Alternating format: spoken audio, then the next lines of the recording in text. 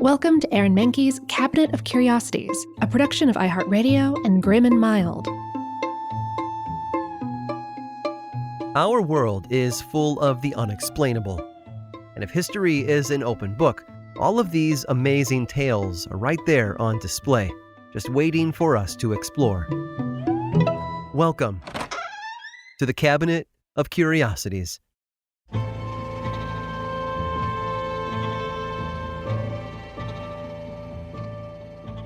Some things aren't a hit right away. For example, when it first came out, The Wizard of Oz was a box office flop. It's a Wonderful Life wasn't a Christmas classic until 20 years after its premiere. And the same is true in the world of classical music. Today, Russian composer Igor Stravinsky's ballet, The Rite of Spring, is considered a groundbreaking work. It's so famous it was chosen for the Disney film Fantasia. If your favorite sequence in that movie is the one with volcanoes exploding and dinosaurs fighting, then you're a Rite of Spring fan. But the very first time people heard it, the music had a riotous reception. Literally. On May 29th of 1913, the well-heeled music lovers of Paris filed into the theater for what was supposed to be an exciting evening of new art. Igor Stravinsky had written a new ballet. You see, Stravinsky was on a hot streak. In 1910, the young Russian composer had leapt onto the international scene with a ballet called The Firebird. In 1912, he wowed ballet fans in Paris with another bona fide hit called Petrushka.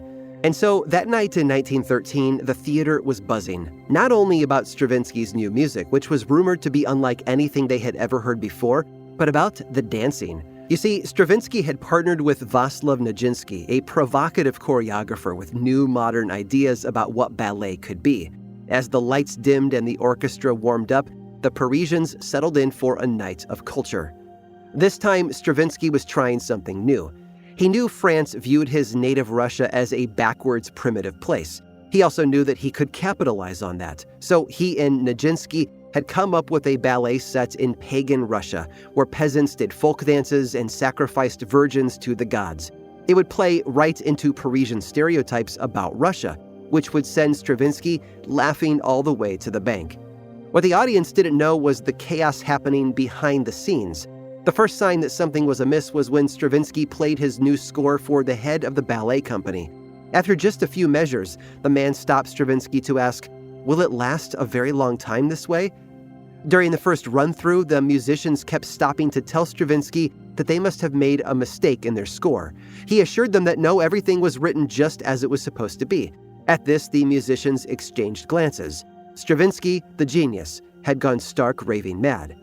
And the audience seemed to share that opinion from the very first notes of the performance. Rite of Spring begins with a strange, strangled bassoon solo. Soon after that, the rest of the orchestra began playing a harsh, driving rhythm with no real melody. The beat felt irregular and off-kilter, and at times different parts of the orchestra were playing in completely different keys. The effect was a jolting cacophony, much different than the pretty melodies and sophisticated harmonies that the audience had been expecting. And the dancing didn't help. Nijinsky's choreography subverted every expectation the audience had for a ballet.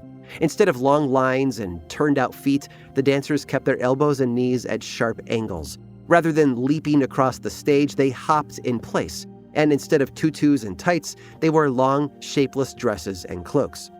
The show barely started before the audience started yelling. First, the rich patrons in the boxes began booing the dancers. Then the bohemians on the floor seats tried to shout them down, wanting to defend Stravinsky's modern art. Chaos quickly took over. The ballet company founder flicked the house lights off and on to calm the audience down. And backstage, Nijinsky stamped out the rhythm of the music since his dancers could no longer hear the orchestra over the roar of the crowd. By the time the curtain fell, multiple fights had broken out, nearly 40 people had been arrested, and at least 2 noblemen had agreed to a duel. Despite its initial reception, The Rite of Spring is recognized today as a groundbreaking work. It revolutionized what people thought classical music could be, and its emphasis on rhythm over melody ended up influencing things like jazz, rock, and modern music. Stravinsky didn't even have to wait long to see his work recognized. Less than a year after that riotous premiere, he staged the Rite again in Paris to rave reviews. The difference? He cut the dancers, performing the work as a standalone music piece. As the last notes played, The crowd went wild. Although thankfully this time, not literally.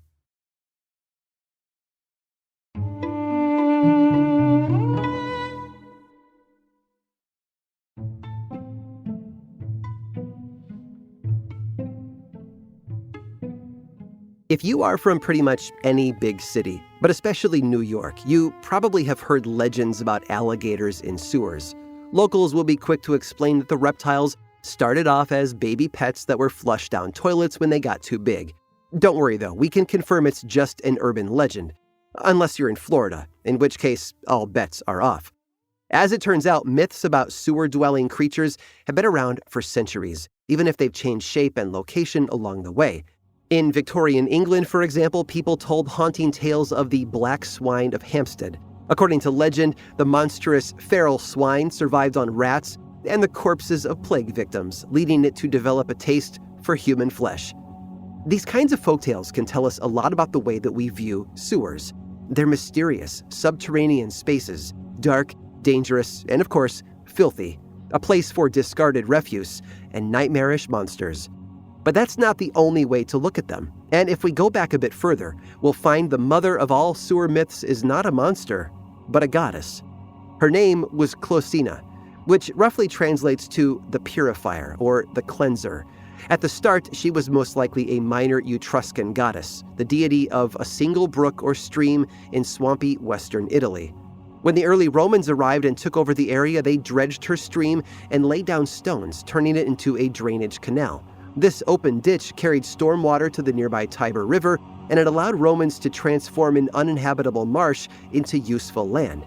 After that, the city of Rome began to grow. Cloacina's canal was expanded and covered with roads. It eventually became the central runoff for the city's many latrines and public baths, which drew water from an expansive system of aqueducts. Everything had to flow through the main sewer, which was named the Cloaca Maxima, or Great Drain, in honor of Closina. In a sense, the river goddess had become a sewer goddess, arguably a humiliating turn of events, but before you laugh too much at her fate, this particular sewer deserves some respect. The Cloaca Maxima is a massive interconnected waterway of vaulted tunnels large enough for boats to pass through. Think more underground river than sewer. For centuries, it helped keep the city clean and free of waste, preventing disease and malaria from spreading. It was also remarkably sturdy, withstanding floods, storms, and even fires. It was one of many architectural feats that allowed Rome to become such a powerful city and eventually an empire. And somewhere in that long journey, the Romans started to see Closina as an aspect of the goddess Venus. Now, this isn't uncommon with lesser deities, but in this case it is interesting because Venus isn't generally associated with water or rivers. She is, however, the goddess of beauty, desire, and fertility, not things typically associated with sewers. So, why did Closina become connected with Venus of all deities? Well, there's no way to know for sure, but one possible explanation is that Venus was the mother of the hero Aeneas, the legendary founder of Rome. By merging the two goddesses, the Romans symbolically embraced Closina as the mother of Rome itself. They also revealed just how much they valued their great sewer. So, if you're ever in Rome, consider paying a visit to the Cloaca Maxima. Not only is it one of the world's earliest sewers, it's one of the oldest monuments in the Roman Forum. And incredibly, it's still operational today. Fortunately, it's no longer connected to any active sewers, so the odor is hopefully improved. You can also visit Closina's shrine, or what's left of it at least. It's just a circle of stones now, about 8 feet across, standing over the spot where two branches of the sewer meet. And who knows, if you stand there long enough, you might feel the purifier's presence. At the very least, it's a good reminder that cleanliness is always next to godliness. I hope you've enjoyed today's guided tour of the Cabinet of Curiosities. Subscribe for free on Apple Podcasts or learn more about the show by visiting curiositiespodcast.com. This show was created by me, Aaron Mahnke, in partnership with How Stuff Works.